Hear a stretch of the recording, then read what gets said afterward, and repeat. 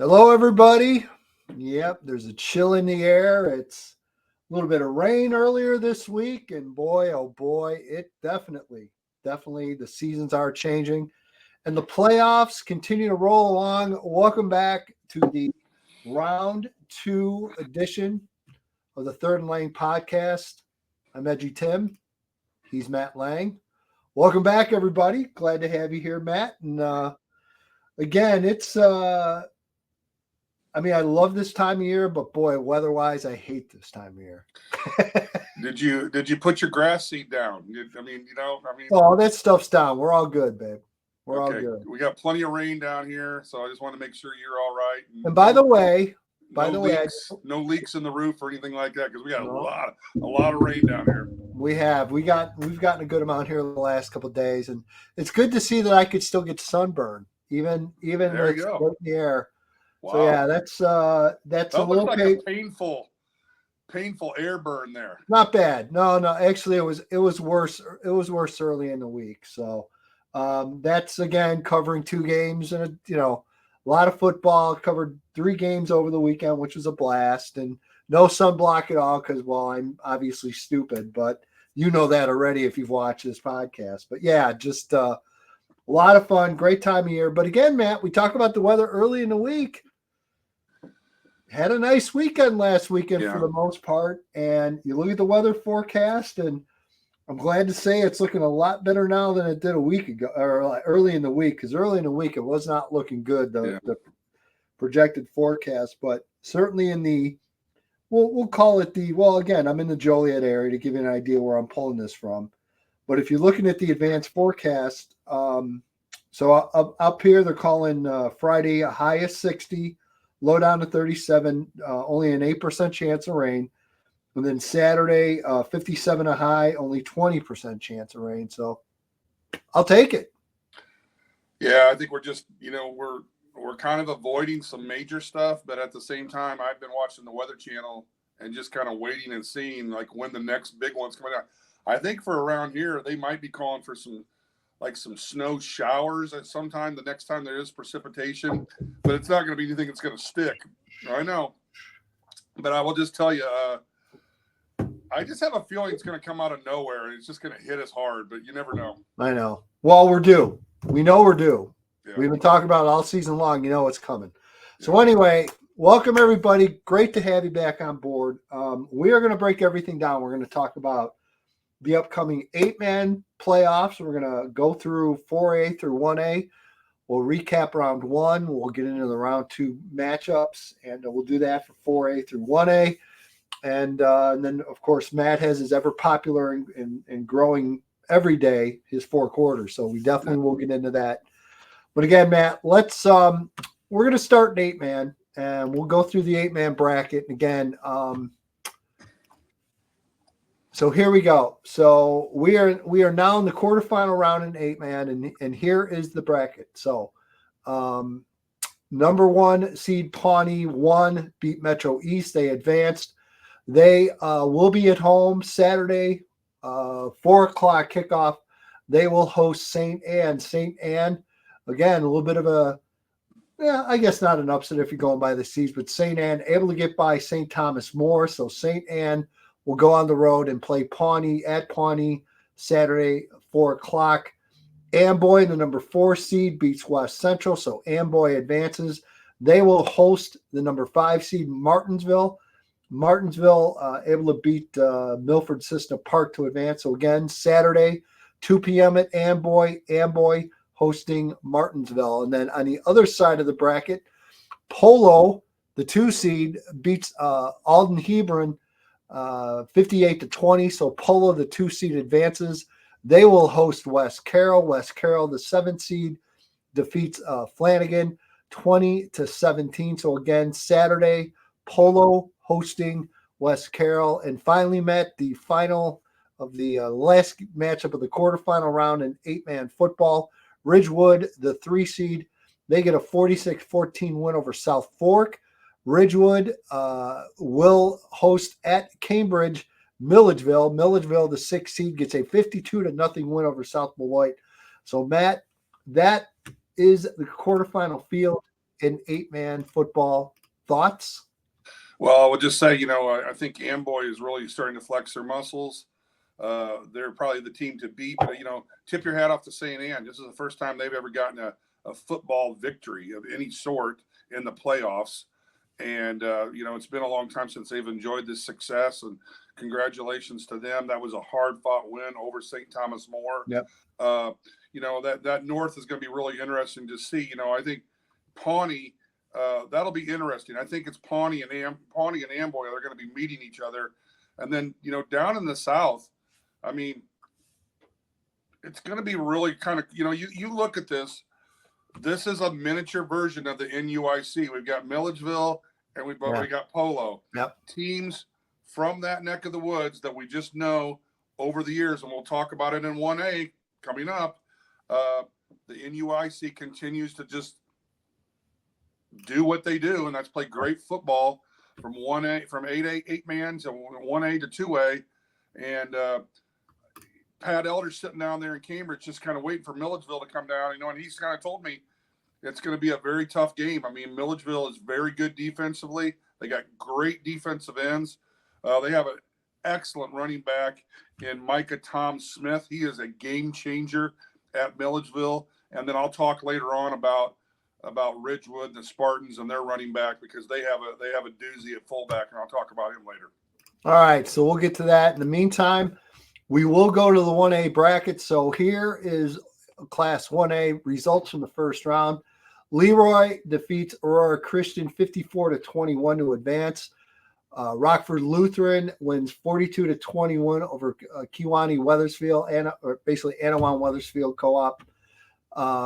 Rushville Industry loses. The 4 seed loses to Ottawa Marquette 44-6. So Ottawa Marquette, the 13 advances. They will take on the 12 seed Galena. Galena with a 1-point win over Stark County, 43-42. Working our way down the northern bracket, Lena Winslow, the 2 seed, no problem with the Clifton Central. They beat Clifton Central 70-32. The 10 seed Stockton. Stockton gets a 60-30 win over Princeville to advance. So again, that is another round 2 matchup we'll discuss here in a second. Gibson City, Melvin Sibley, the 3 seed, they get a 38-7 win over South Fork to advance. And then Sterling Newman Central Catholic gets a 50-22 win over Chicago Hope. So, Matt, in the upper part of the 1A bracket, it will be Leroy, the 1 seed, on the road at Rockford Lutheran. 13 seed Ottawa Marquette, they will go on the road to take on Galena. Working our way down, Lena Winslow, they will go on the road and take on Stockton. That game is Saturday at 2 o'clock. Gibson City, the 3 seed, they will host Sterling Newman Central Catholic. That is also a Saturday at 2 o'clock game, Matt. So there's your upper portion of 2A. What jumps out at you there? Well, I mean, Leroy has a 2.5, 3-hour trip up to Rockford. Rockford Lutheran is a team is probably by far the most balanced offensive team that Leroy will be playing this year. They're no joke. They have some home run hitters at multiple positions. Their athleticism is pretty good. Their speed is good. They played probably the toughest schedule of any team that Leroy's played this year. And, Leroy's going to have to play at a high level. You look at the other part of that upper bracket. I mean, again, the NUIC sticks out, okay? Stockton, they win. Galena, they win. What they do. It's what they do. And, talking to all the coaches that I've talked to today via text message, Coach Aaron's is very, very, very simple with his explanation. This Stockton team is much improved from the team that they played earlier in the year. They're 8 miles down the road. They co-op in wrestling, and they have about 3 or 4 running backs that are really good, and it's all spearheaded by their fullback. And so this will be a tough matchup for Elena Winslow, and I believe Rick when he says that. I mean, it's not going to be easy. Galena, on the other hand, they really put a, kind of a message, that they're kind of back in the playoffs and back to make some noise. And here they are, they're in that upper bracket too. And so I think it's just going to be a great Saturday for football because, we're looking at these big heavyweights in Lena and Leroy, and I don't think things are going to be easy for these two teams in round two. No, did that Newman Central Catholic score surprise you a little? And I apologize. No, it didn't. And I tell you what, I talked to Coach, Coach Colton Leak. He was my assistant coach at Fisher. He's now the defense coordinator at Gibson City. He's very candid about Sterling Newman. I mean, it's a typical Sterling Newman team. I mean, they're very, very, very fundamentally sound. They got good kids. They play very, very hard. They don't do anything fancy. They're going to get in the wishbone, and they're going to run Mike Paposia stuff, and then they're going to go a little bit of spread. But whatever they do, they play hard, and they block to the whistle, and that's a concern for Gibson City. Gibson City is stingy on defense. They did a real good job in their round one game, and, that game, it'll be really interesting. Now, a few years ago when Mike Allen was making that run to to his second consecutive state championship, he had to go up to Sterling Newman in a really cold night, and he won that game. And now these two teams meet again, and that should be a great game. So to answer your question, Tim, it doesn't really surprise me. Sterling Newman is in the playoffs there, and it's going to be a battle there. I think that's a toss-up in round two at Gibson City. Yeah, no doubt about it. All right, working our way down the 1A bracket will continue. We are now in the south part of the bracket. Althoff, the 1 seed, no problem, obviously, with Dupo. They get a 60-0 win to advance. Carrollton, the 9 seed, beats the 8 seed West Central 44-8 to advance. KZ Westfield, the 4 seed, they get a 39-21 win over Jackson Route to advance. Brown County, the 12 seed, gets an 18-16 win over 5 seed Greenfield Northwest. So sure Matt will talk about that one in a minute. And working our way down, Hardin Calhoun, the 2 seed, gets a 38-7 win over Moweaqua Central A&M. Cesar Valier gets a 30-6 win over Red Hill. Camp Point Central, 34-6 win over Nokomis. And Cumberland gets a 28-6 win over the 11 seed Tuscola. So Matt, in the South, here we go. Second round action. Belleville Althoff, they will go on the road and take on Carrollton. That game is Saturday at 2. KZ Westfield, the 4 seed, they will go on the round to take on Brown County. That is Saturday, 2:30 p.m. kickoff. Hardin Calhoun, they will host Cesar Valier. That is Saturday at 2 o'clock. And finally, Camp Point Central, they will host the 6 seed Cumberland. Matt, talk about it. What jumps out at you here? Well, it's going to be really interesting. Casey Westfield, who are they playing again? I forgot. KZ Westfield, one moment, sir. They are on the road at Brown County. Yeah, okay. So, again, going over to that Western Illinois Valley area, that's a long trip for Casey Westfield for number one, okay? There's some long trips on both sides of this bracket. Cesar Valley, they have to travel all the way up here. But, I think it's going to be really interesting. I want to see Rodney Flowers and that Carrollton defense and see if they're fast and athletic enough to slow down Belleville. I don't think they are. But at the same time, there was people that did not think Belleville was going to be touched at all. I think these Western Illinois Valley teams are going to, have a lot to say of kind of really what goes on in the playoffs.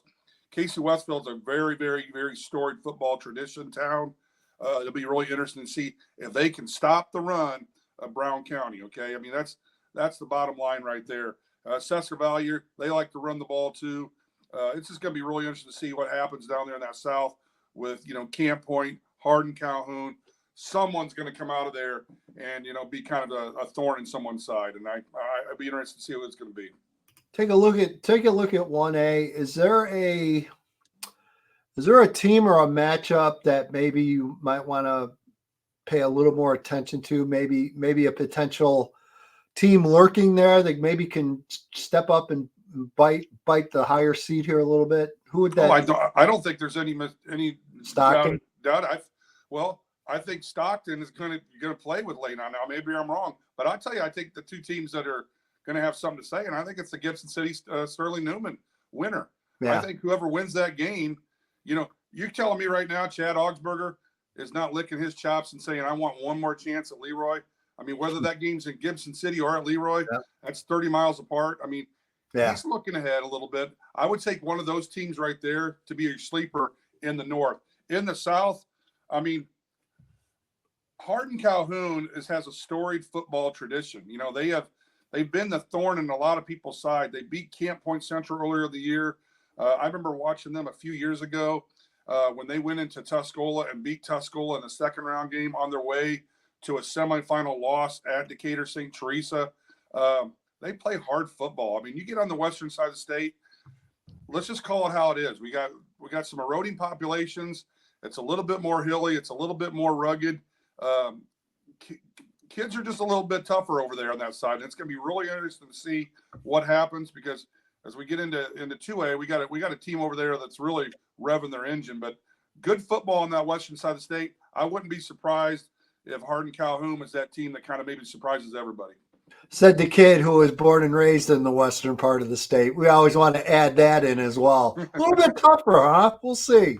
We'll see how things shake out here, tough guy. I'm a Monmouth, Illinois guy. There you go. Born in Monmouth. There you go. All right. Working our way to Class 2A. Here we go, Matt. We'll let you get a drink of water there. We're going to go through the top of the bracket. The northern part of the bracket in Class 2A. Round 1 action. Number 1 seed Farmington gets a 21-0 win over Deer Creek. Taylor Rockridge, the 8 seed, gets a 22-8 win over Eastland Pearl City. Elmwood Brimfield, they get a 56-26 win over Oakwood to advance. Upset here, the 12 seed Dwight, the Dwight Gardner South Wilmington Co-op, gets a 41-13 win over Moments to advance. Bismarck Henning, the 2 seed, gets a 14-6 win over Erie's Prophetstown. So in the northern second round matchups, Matt, the following. Farmington will host Taylor Ridge Rockridge Saturday at 1 o'clock. Win that, you'll play the winner of Dwight Gardner South Wilmington. They will host Elmwood Brimfield Saturday at 1 o'clock. So there's your part of the northern bracket there. Now working our way down again, as I mentioned, round 1 result, Bismarck Henning, they get a 14-6 win over Erie Prophetstown. Seneca, the 7 seed, advances a 39-23 win over El Paso Gridley, the 10 seed. Tri-Valley, they get the 42-28 win over Bloomington Central Catholic. And Chicago Christian, the 6 seed, they get a 53-16 win over Illini West. So in the bottom of the upper bracket, or the northern bracket, if you will, the matchup, as I mentioned, is as follows. Bismarck Henning, they will host Seneca Saturday at 2 o'clock. Tri-Valley, they will host Chicago Christian Saturday at 2 o'clock. Matt, what jumps out at you there? Well, I think the Farmington Farmers with Toby Vallis and, Sam Graves at Rockridge, they have 2 similar playing styles. They're spread teams. And I know for Rockridge, they haven't really seen that in a while. They've been taking on some guys that put their hand in the dirt and play kind of wing tee, smash mouth football, Monmouth, Roseville, those type of teams. So it'll be interesting to see kind of who wins that chess match, who schematically can put guys in different positions. We know Rockridge has some great athletes and a good quarterback, and Toby has a great team. Elmwood, really interesting. I mean, they're going to be foot to foot. They're going to go just right at you. They're going to run, the double wing. Todd Hollis, a Hall of Fame coach at Elmwood, been there forever. I call him kind of the Jim Tressel of the high school football coaches. He wears the button up with the tie and does a lot of great things over there. Bismarck Henning at Seneca, I'd like to talk a little bit about that with you. I'd like to know what you think about Seneca. I think Bismarck kind of got a scare there by Erie Prophetstown and Tri-Valley. Again, Josh Roop doing what Josh Roop does. They're very, very well coached. I think they got some great games there, some contrasting styles too. Yeah, I've said all along, I think Seneca's on a nice run here the last couple of years, and definitely a team to watch out for. There's no doubt about it, and so we'll see how it shakes out. So let's continue. We'll work our way down in the southern part of the 2A bracket. We'll get to it right now. All right, the 1 seed Johnson City, they get a 46-13 win over Redbud to advance. Warrensburg Latham, the 8 seed, gets a 35-30 win over White County to advance. Pana, the 4 seed, gets a 21-18 win over Shelbyville. Vandalia, the 5 seed, they get a 41-21 win to advance. They defeated Sangamon Valley. The 2 seed, Maroa Forsyth, they kick things off well to get a 49-13 win over St. Teresa, the 15 seed. So we saw who won the Battle of Decatur there. 7 seed Chester, 40-35 win over Westville. Quincy Notre Dame, the 3 seed, gets a 49-6 win over Flora, the 14. And Arthur Lovington Atwood Hammond, 54-32 win over North Mac. So that sets up in the southern bracket in 2A, Johnston City. They will host Warrenburg Latham Saturday at 5 o'clock. Interesting night game. Working our way down, Pana, the 4 seed, they will host Vandalia Saturday at 1 o'clock. Maroa, the 2 seed, they will host Chester at 2:30 on Saturday. And finally, Quincy Notre Dame, they will host Arthur Lovington Atwood Hammond Saturday at 2 o'clock. Sir, what kind of catches your fancy there in our friends in 2A? Well, I mean, I think we got the teams that are good, that are playing good, are showing why they're good. Okay, Maroa Forsyth is continuing to do the things that they've been doing. I'm going to be really honest with you. I'm interested in seeing kind of a team like Vandalia. I mean, here's a team that no one really talks about, and they continue to play good football. They have great wrestling, so they're deep in the trenches and they're tough in the trenches. And let's talk a little bit about Arthur Lovington Atwood Hammond. Here's a team that's coming back. Last year, that after losing that heartbreaker to QND, now they have a chance to maybe, take care of business. And, their whole theme this year is kind of like, why not us? They've been kind of under the, under radar, sort of say. And it's all because of their star guy that's playing football at this school right here that I'm pointing to right now. It's been kind of Fagan University down there at Arthur Lovington. And I think some of these guys, not necessarily they take an exception to it, but there's other football players, And one of the guys they did not have was Jacob Ty, and he's back. I mean, he's back this year, and he's got an Indiana State offer. He's a big kid. He's about 6'5", 320 pounds, But, you talked a little bit about some of those guys that Arthur Lovington has, Maddox Sturrett is one of their key guys. Yep. And, you love him because he's a great football player. I mean, he's got over 123 tackles, almost has the school career record. And then Easton Frederick is one of their running backs, and he has over 1,000 yards rushing. And yep. I want to go back to that Seneca thing.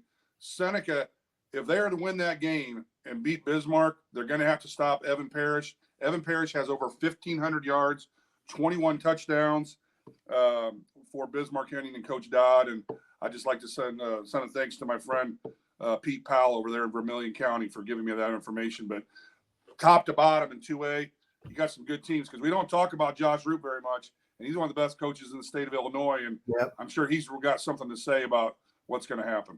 Yeah, no doubt about it. And again, should be some exciting action this week, and no doubt in Class 2A. Matt will continue in 3, the northern bracket in 3A.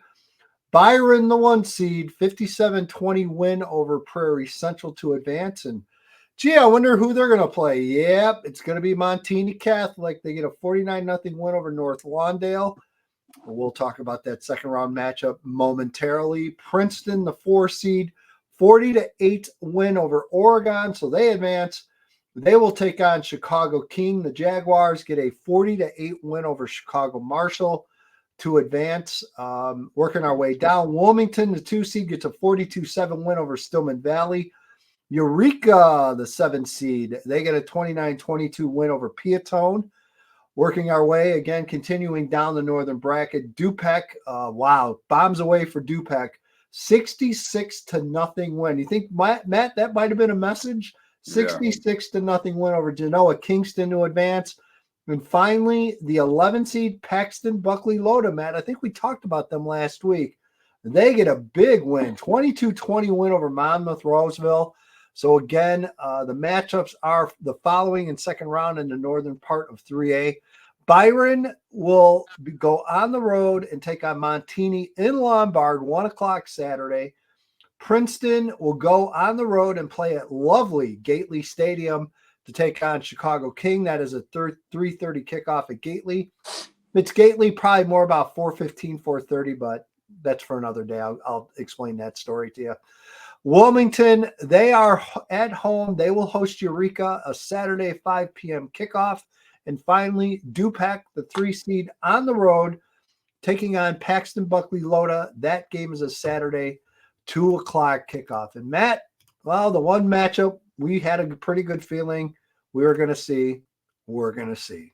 Yeah, no, I mean, and it's what everybody is talking about. And, the bottom line is that in this game, it's going to be about the team that doesn't turn the ball over, doesn't make mistakes, holds onto the ball for long periods of time. And I know from a Byron perspective, they do what they do, and they do it very well. But on the flip side of it, defensively, they're going to have some challenges that are going to be presented to them, okay? The quarterback. Well, they did. They had a team. They played a team that kind of stylistically is similar in Dixon. And Dixon was able to move the ball on Byron. They were able to do some nice things offensively. Yeah. Now, again, give the Tigers all the credit in the world. They were able to make key stops when they needed them, especially late in the game. I thought Coach Considine made some terrific adjustments at halftime. Yes. And you expect that again, especially if it's Montini. But Matt, by the way, I am going to be covering this game on Saturday. I'm extremely excited to go check this one out. And that's my big question. I want to see, first of all, skill-wise, how good is this Montini team? Because we're going to see Saturday if they're really good.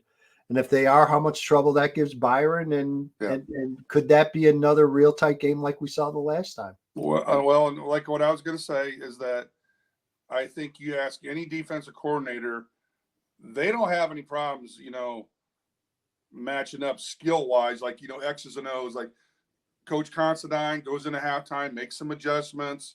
We're going to tweak our coverage. We're going to do this. They're going to be fine doing that. The problem is that when you have, a running back the size of Montini and the physicality of Montini, that's where Montini's different. Yeah. And they've been battle tested. Quarterback is a hoss. Running back is a hoss. Their screen game to Florio is deadly. So they get in Montini is Montini, and they're going to get in the trenches and they're going to do what they do. And that's the X factor to me, like their physicality, just like a lot of teams up north, like IC over the years, their physicality can, cause some problems. But at the same time, Byron does what Byron does. And so that's going to be, it's just going to be a great game. I'm jealous of you because you're going to see some great football. And it should be the state championship. And I'm going to warn you, Matt. Okay, I don't know if you're ready for this or not. I don't know if I should tell you because I think you might get even a little bit more jealous. If the timing goes correctly, I might see 2 3A games on Saturday. So what you're telling me is don't text you at all during the Byron Montini game. Well, you can text me all you want. I'm not going to reply to you. I don't reply to my own family unless it's an emergency. If you could see those two games, that would be phenomenal. I mean, that's just great. So I'm going to give it a shot. Again, it all depends on how that Montini Byron game goes, and getting out of Montini can be tricky. It all depends on whether they're going to give you the good parking spot. If they give you the good parking spot. It's not even the parking spot. It's just the traffic in and around. It's very tight in there. But if travel goes accordingly, I'm going to make my best. Now, to be honest, and you know how much I hate looking ahead, but I see a potential quarterfinal matchup of, I don't know, maybe Dupac and Wilmington. That could be even more intriguing. Yeah. Because what I'm looking at, if it falls that way, that game would still, again, be in Wilmington. Yeah. So. Yeah. And that'll be really, with Coach Jeff. I mean, he does such a great job there, and it'll be really interesting. With Eureka, Eureka kind of comes off of a big win, and Dupec, like you said, they sent a message, man. I mean, they not only they score the points, but you talk to everybody up there. You talk to Coach Aarons. I mean, Dupec's no joke. Yeah, and they haven't been a joke, and they're doing the things they got to do. So watch out for them, because here's one thing I know about playoff football. Sudden change. And I learned that from Eric Michelson at Lamont High School, man. And he used to tell me, he's like, sudden change is a blankety blank blank. And sometimes these teams with big playmakers, they make those big plays, and that sudden change gets real nasty, and that momentum can take over. Watch out for Dupec. They might have that sudden change type of team this year. When did you play for Eric Michelson? No, I coached with him in the Shriners game. And gotcha. It was just some of the things in my 3 days great. Down there. I got a dissertation on football that I'll never forget. And Coach Michelson, if you're out there, great guy, very laid back, very, very calm demeanor, but just wonderful guy. Treated me excellent when he was coaching at Lamont all those years. And no doubt. He's always treated me really well, and they did a great job up there. So. No doubt. All right, working our way down. We are in the southern part of the 3A bracket. St. Joe Ogden, the 1 seed, 48-0 over Frankfurt. Tolono, the 9 seed, gets a 44-31 win over Roxana to advance. Nashville, the 4, gets a 42-35 win over Olympia. Pretty tight one there, Matt. Greenville, the 5 seed, gets a 48-6 win over Fairfield. Working our way down. Sullivan, they get the 2 seed. They get a 32-6 win over Mount Carmel. The Golden Aces are out. Benton, the 10 seed, gets a 48-7 win over New Berlin. Williamsville, the 3, 49-14 win over Carlinville. And Monticello gets a 49-20 win over DuQuoin. Setting up in round 2 in the southern part of the 3A bracket, St. Joe Ogden, they will go on the road and take on Tolono Unity Saturday at 2 o'clock. Nashville, they will host Greenville Saturday at 1. Sullivan, they will go on the road and take on Benton. The Benton Rangers will host that game Saturday at 4. And boy, oh boy, Matt, I know you're going to talk about this one. Williamsville will host Monticello Saturday at 2 p.m. You want to talk about it. Let's go. Well, I mean, it's the first thing we're going to get to the game that everybody really, Coach Walter's got them ready. Let's put it that way. There you go. And we'll talk about them later, I promise. Yep. I will just say this in terms of the St. Joe Unity game, talking to Coach Skinner, makes no bones about it. I mean, the teams are a little bit different. I mean, if no one remembers, St. Joe won earlier in the year on a last-second field goal. Just incredible atmosphere that was at St. Joe. Now it's out in the cathedral in the country. Scott Hamilton has the facilities. He has the players. It's just a wonderful atmosphere.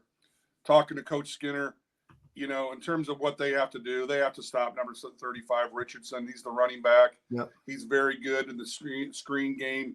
He gets out in space. It's not going to be good. Eisenmenger is a quarterback. He's much more a part of their run game now than he was earlier in the year. I watched Eisenmenger play against Monticello. I thought he was just gritty, just a gritty football player. Special teams, I think, is going to be a huge factor in this game. A big kickoff return or a punt return or field goal could be really good. And their top receiver for Tolono Unity is number 6, Hogart. And he has the speed to be that, like I said, that sudden change game breaker. It's going to be really interesting there. Then you get down in the southern part. I will say this. Olympia lost a heartbreaker at Nashville. I was going to say, that was a tight game. So that was a 28-14 game, and then it came back, and basically Olympia went up by 1 point with 1:40 left, and Nashville comes back and wins. Wow. And talking to Eric, Eric was very congratulatory towards those guys. He said, Nashville's good enough to play with anybody. I mean, they are. They're good. And we've talked about that over the years. Yep. They just pop up, and there they are in Nashville. Monticello, Williamsville. That's going to be a great game. You got your purple and yellow uniforms against your purple and yellow uniforms. And you got two guys that I'll talk about later. Two guys that I really look into, Aaron Coons, and you want another drink, so Cola water. I just knew it was coming, so I you were getting you're getting a little like trigger happy there. It was only water. I wish it was something really good, but it's only water. But yeah, you got a sunburn, young man. You need that water. I know. I believe me. I've been hydrating all week, Coach. Okay. No doubt about it. So again, that is the round 2 action in 3A. Let's move on. We'll move on to 4A, and wow, you talk about. We'll get to the Southern bracket in 4A and quite the result there. But before then, we'll start in the North. Geneseo, the 16 seed, they get a 42-0 win over Sullivan. Chicago Sullivan, the 1 seed. Don't get me started. 9 seed DePaul Prep all over Diet, 48-8, so they advance. Wheaton Academy gets a 55-19 win over Sandwich, so the Warriors advance. St. Lawrence, a 35-17 win over Richmond Burton. We had a feeling that could turn out to be a pretty good game, and it certainly was, but St. Lawrence will advance. Rockford Boylan gets a 26-0 win over South Shore, so the Titans will advance. They will take on Coal City, the 7th seed, who beat Johnsburg 41-13. And then finally, Dixon, the 3 seed, gets a 35-14 win over Marengo. And Ag Science, Chicago Ag Science, yay for Ag, they get a 22-12 win over Roberto Clemente High. So again, so that sets up round 2. Geneseo will go on the road. Oh boy. Well, at least they're making this on Saturday. It'll be much more tolerable on Saturday. Geneseo, if they made you go there on a Friday, you would have to leave like Thursday afternoon to get there in time. Seriously. As the Geneseo fans will discover, DePaul Prep, near north, just off of downtown. Tremendous area, but boy, traffic on a rush hour at any time down there, forget about it. Ridiculous. But that game is Saturday, so Geneseo will travel, take on DePaul Prep Saturday at 1 o'clock. Wheaton Academy, they will go on the road to Burbank to take on St. Lawrence. That is another Saturday game, 1 o'clock kickoff. Rockford Boylan, the Titans will host 7 seed Coal City. The Kohlers will make the trip up to Rockford. That is another 1 o'clock Saturday kick. And then finally, Dixon, the 3 seed. God love Dixon playing Friday night. Friday night at 7, they will host Chicago Ag Science. So, Matt, anything jump out at you here in the northern part of 4A? Yeah, it's like I want to take a stack of cards and go 52 pickup. Who's really the team up there? Well, there's a couple good ones in there for sure. Yeah, but I think there are some good teams, but I think sometimes 4A gets kind of lost in the shuffle. It has over the years because we've had one perennial power team that makes it every year, and then we have just someone else. Now, this is not a knock on 4A. It is what it is in terms of the landscape of football.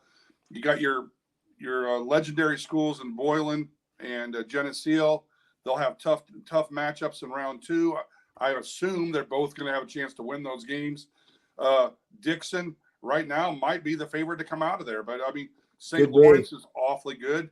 We talked about them being a team to kind of watch out for. Wheaton Academy as well. And Wheaton Academy too. So I think something's good's going to happen. I don't know who it is. That's kind of your neck of the woods there. But I know Dixon right now is kind of that team right now that everybody's kind of talking about. I don't disagree. I generally agree with you. What I would love to know, and I asked this, and I've just been too busy this week to try to find out, but there is an incredibly long history of Geneseo playing Chicago Public League teams. I would love to know their record against the Chicago Public League and how many points they've scored versus how many points they've allowed. Yeah, it's amazing. And I know, look, Geneseo for years and years, they would host, there were a handful of Chicago Public League schools, and I think they still do to this day. Week 1, they play them.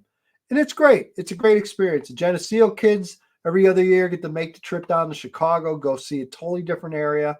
And they're gonna get to do that this week when they go to DePaul Prep. But boy, Matt, there have been some ugly, ugly scores whenever Geneseo's gone against the public league. Yeah, I mean, Geneseo, the tradition and everything, now they kind of have someone kind of outside the box kind of running the show, so their coach that they got, he's a Cary Grove disciple type of guy, and they're still running the ball, still doing the things they do. And, and it's the same thing with Boylan. Boylan's they're going to be down, but they're still going to be competitive. And I think that's going to be a great game that they're going to have there against Coal City. You know what I'm saying? Yeah, had a chance. I've seen quite a few teams on the side of the bracket, actually. I'm very proud of myself. Yeah. Saw Dixon live, saw Boylan live, saw DePaul Prep live. Look at me dominating that side of the bracket. Yeah. How about that, man? I know how proud you are. If your bingo card was there, man, you'd be like I'd be pretty good. I'd be doing pretty good. All right, so enough of me. That's the northern part of the bracket. Let's work our way south. Bree Central, the 1 seed, 42-7 win over Harrisburg to advance. Murfreesboro, the 9, beats Macomb, the 8, 56-33. Wow, here's the game that was heard around the state. There was no doubt about it. Peoria, Notre Dame, 59-58 over Rochester. The Rockets, Derek Leonard is eliminated in the first round, and what an incredible game, Matt. We'll talk about that one in a moment. Mount Zion, the 12, gets the upset win over Carterville, 42-21 to advance. Richland County, the 2, defeats Kewanee, 41-14. Normal U High, the 10, defeats Mantino, the 7, 41-14 to advance. Waterloo, 33-30 win over Taylorville, and Cahokia, 30-17 win over Columbia, setting up a South bracket second-round matchups. Bree Central on the road at Murfreesboro Saturday at 3. Peoria, Notre Dame, they go on the road and they take on Mount Zion. That game will be Mount Zion Friday at 7 o'clock. Richland County, the 2 seed, will go on the road and take on Normal U High. Of course, Normal U High plays their home games at Hancock Stadium at Illinois State. So that game Saturday, 4 o'clock. And finally, Waterloo will host Cahokia Saturday at 1 o'clock. Matt, your thoughts on the Southern bracket?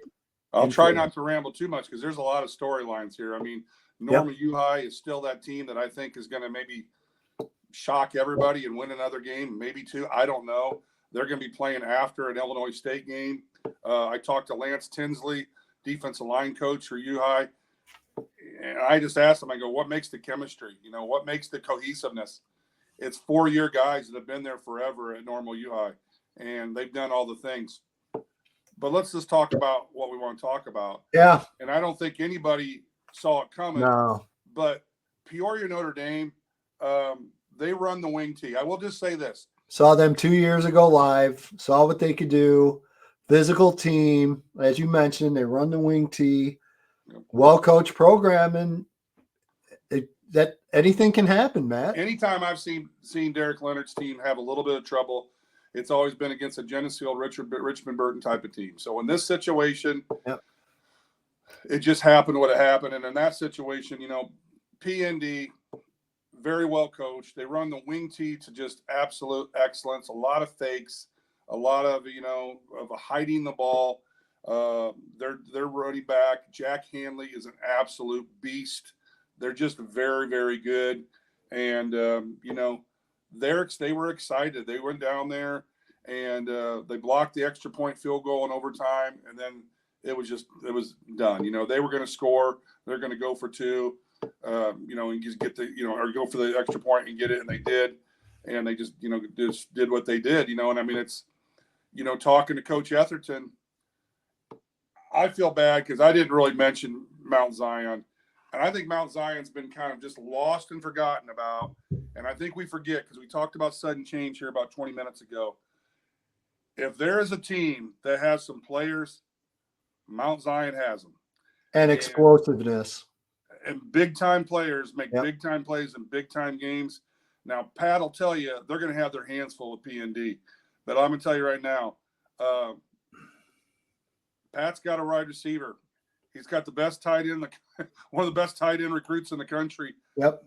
They've played some good football, and their 3 losses were pretty tough losses. They might have had one where it was kind of bad, but they were pretty tight games. And so I think that 4A South, for the first time, we're going to see somebody other than Rochester.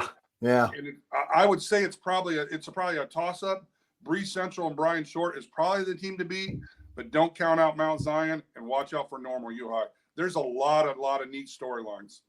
Yeah, it's, again, it's that Mount Zion PND game's really intriguing now. Love the fact that they're still playing on Friday. You know how I feel about quick turnover. I was just going to say on a Friday night. I think that's really cool. Yeah, I love when teams try to stretch out the Friday games as long as they can. You mentioned U High. I mean, Matt, in a certain situation, I could see U High coming out of here. So it's going to be interesting to see how that South bracket in 4A develops as we move along in the playoffs here for sure. They might be U High might be playing at home next week against Waterloo. Yeah. So again, interesting week around the state and certainly in and by the way, Derek Leonard has had a rough couple weeks. Let's be honest with all the stuff that's gone on. I give him a ton of credit for talking to the media after the game and addressing the media's questions. I saw a video on Channel 1450, and shout out to Derek and those guys. They're the best. They do such a good job. But as you all know, that is not an easy thing to do, especially coming off the couple of weeks that he's come off of. And, again, kept it positive, talked about his seniors, and he handled it the way we all expect Derek Leonard to handle things, with class, didn't duck any of the questions, gave PND all the credit in the world. And again, that is what I expect from him. That's what you expect from him. And I'm sure that's what he expects as well. And again, just, hey, no excuses. They got beat. And that was one of the first things that came out of his mouth to say, hey, look, you got to give the other guys all the credit in the world. They beat us. And yeah, I mean, like, give PND some credit. I mean, I'm not saying I'm not saying that they were a shark and they smelled blood in the water, but they knew they were going down there and things were not normal. Okay, let's just call it how it is. And they took advantage of that.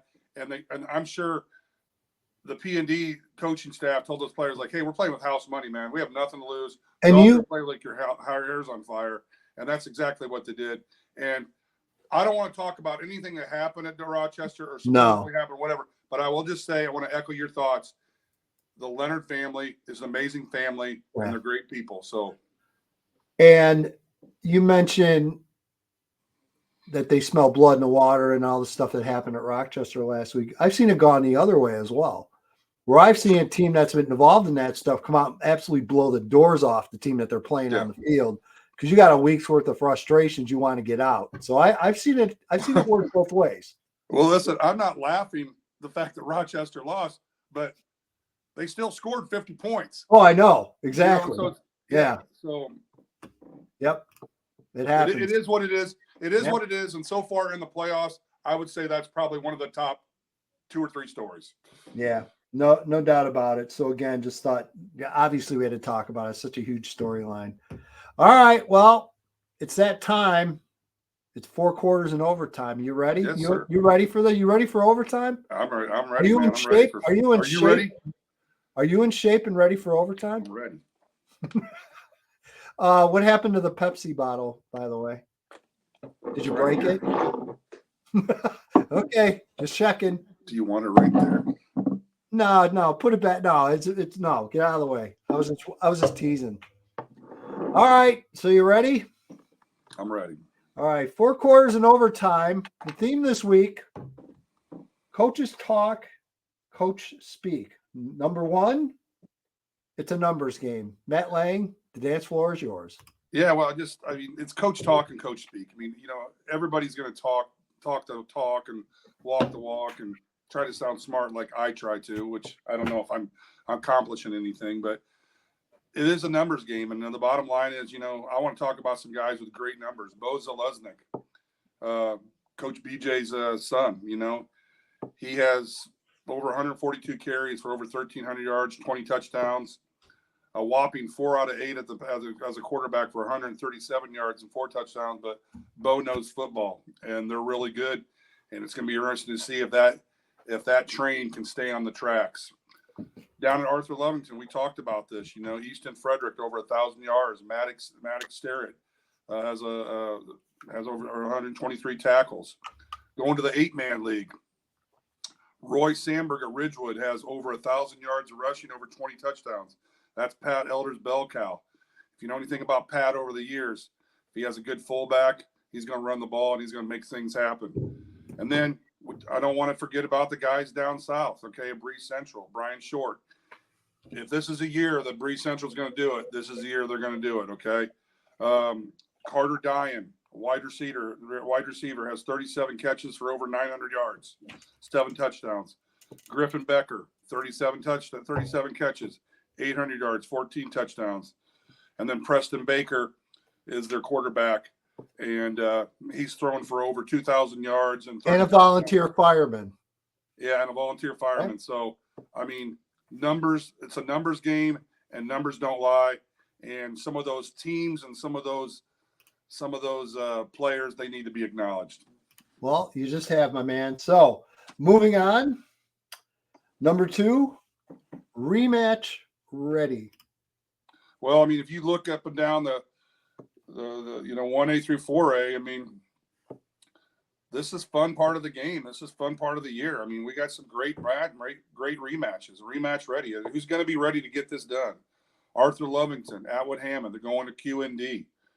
I mean, I think everybody thinks that QND is the team to beat, but Arthur Lovington might be going in there with a little chip on their shoulder. Okay, they're saying, why not us? Yeah.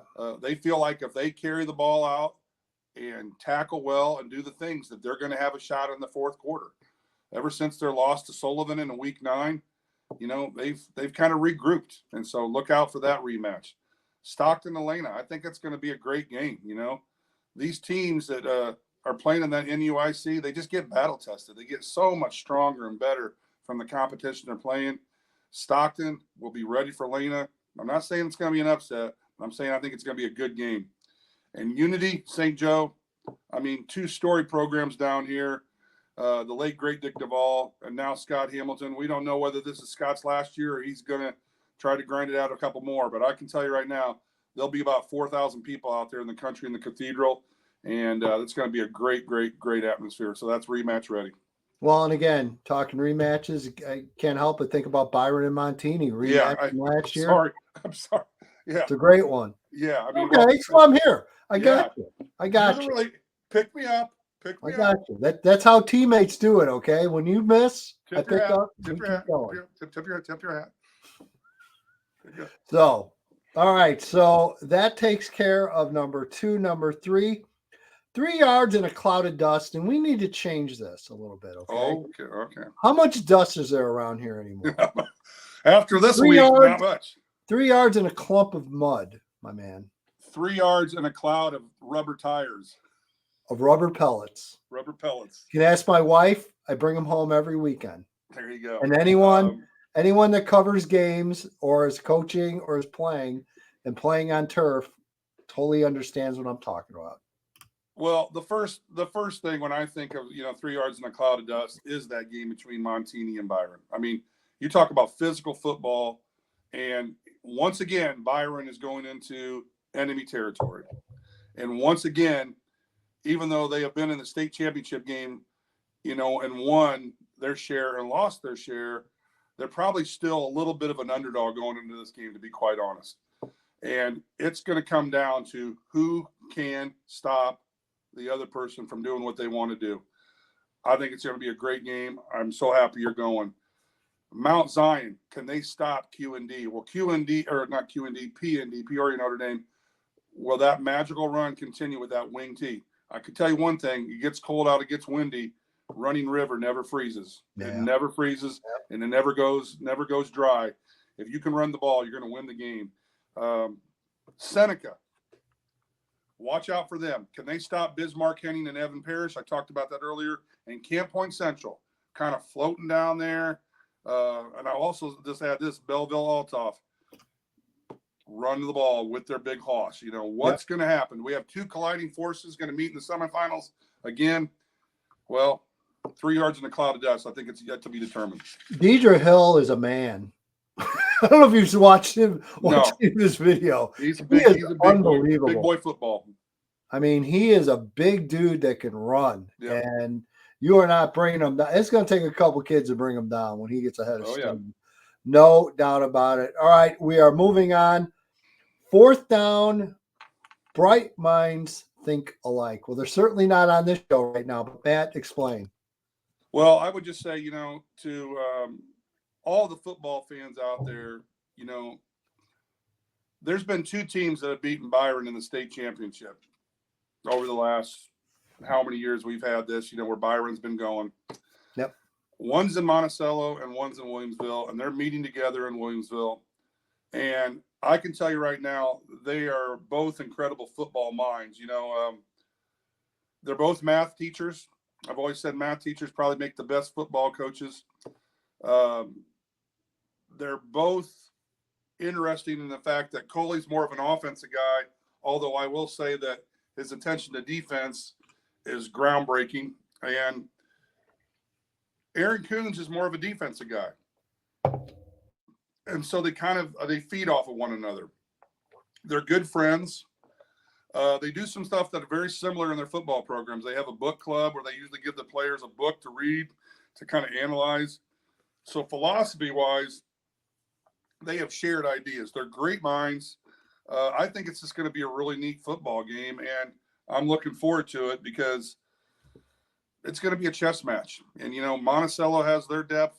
Williamsville, I mean, you talk about a wonderful football atmosphere. I mean, that's just incredible. And I think Williamsville wants to send a message and send a point, but I'd never bet against Welter. I think it's going to be a great, great atmosphere. But bright minds think alike, 2 similar teams and how they play.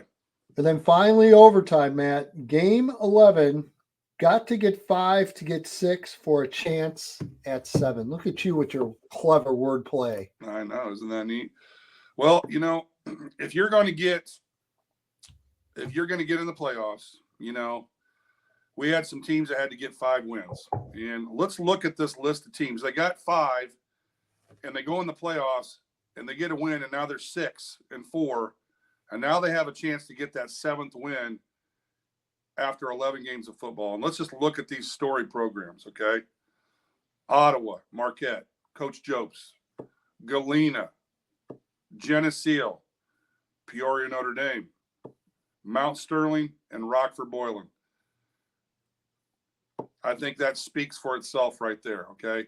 I think any team that's 5-4 and gets that win, man, that just adds fuel to the fire. That adds a big old log to the fireplace. And these teams are hungry right now. And I would look for every one of these teams to have a chance to move on. Yep, no doubt about it. We're almost in an hour. We're just under an hour. So this one moved along pretty well, I think. I hope everyone watching out there feels the same way. So as I mentioned, I'm doing a 7-8 game Friday night close to the house. I'm doing Lincoln Way Central hosting Hoffman Estates. And then, like I mentioned, the goal is to definitely be at Byron, Montini in 3. And then I'm hoping to get down to Wilmington right after that as well. So hopefully I can take both those in. I'll send you plenty of video. I'll try to shoot a little bit of handheld stuff. Follow me on Twitter, by the way. I do my best, and I can't even describe to you what I'm juggling during a game. I'm getting texts from knuckleheads like this guy and phone calls. I'm trying to work my cell phone. I have a Canon still camera that I'm juggling, and also a video camera on a tripod. So it's a mishmash. I can't even describe it. I just have a lot going on during a game. Are you like the one-man band? Are you like... Dude, all I need is a cymbal and a kick drum. Okay. And that would be me on the sideline. Seriously, I'll let someone take a picture of me while I'm covering something just to show you how ridiculous it is. And there's reasons for it, but that's for another day. So that is my plans. Again, we will be back next week. I think we're bringing in a guest in next week. What do you say? I think we should. I think we have a few ideas, and we'll save that as a surprise for everybody. Yeah. So we'll do that. We'll bring a guest in, and we'll break down round 2 action, preview the quarters. but then we'll bring a guest in too and get to know them. And I got a feeling they'll probably be involved in the quarterfinal game. Yeah, I will just say this, guys. I mean, we just talked about this. These 2A matchups, we got some really good 2A matchups. Yeah. And it just gets better and better. The good thing about 2A, it eventually leaves us and we go into 3A and it gets more intense. Yep, no doubt about it. All right, that'll do it. So for the coach, Matt Leng, I'm EDGYTIM. Thanks, everybody. We appreciate the feedback, appreciate the views and the support, and have a great weekend. We'll see you next week.